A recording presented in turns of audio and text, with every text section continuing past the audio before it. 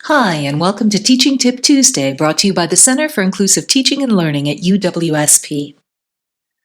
CITL fields a lot of questions about how best to deal with the disruption to higher education presented by generative artificial intelligence.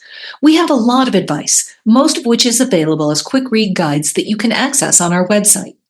For those of you who need something quicker, we're trying to integrate a lot of our advice into teaching tips like this one.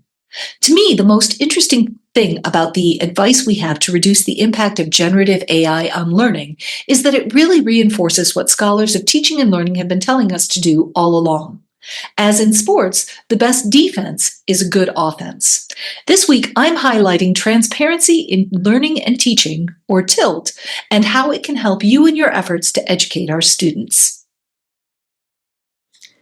TILT is a teaching framework that emphasizes clear communication with students about the alignment of course components, how coursework relates to the development of knowledge and skills, how knowledge and skills will be used in careers, how to complete the work, and how the work will be evaluated.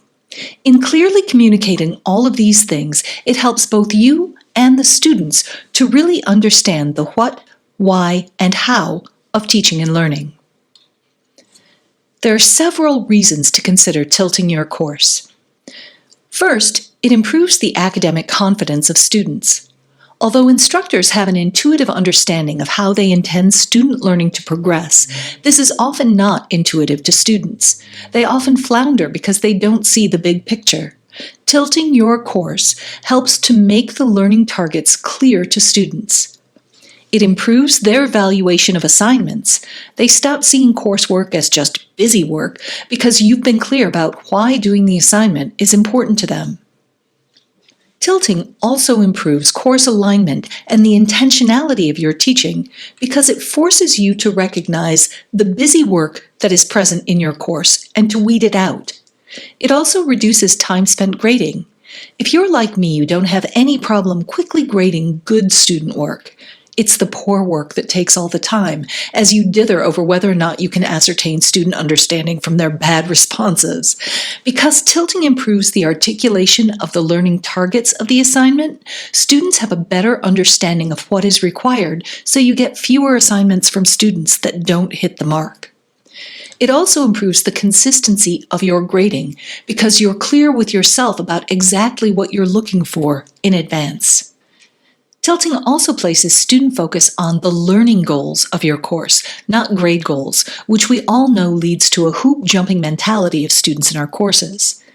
Improved student valuation of academic work leads to better compliance, by which I mean students are more likely to actually do the work you want them to do.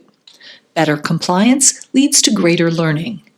Both can reduce academic misconduct because students are less likely to rationalize cheating since they have greater understanding of how the work is valuable to them. Considering the generative AI revolution, tilting is one of the best available strategies to incentivize students not to simply have GAI complete their work. Next week, I'll tell you how you can tilt your course. And that's this week's teaching tip, brought to you by the Center for Inclusive Teaching and Learning here at UWSP. Remember, at CITL, we offer support for course design, learning activities, assessment, and pedagogy. Visit our website to schedule a consultation today.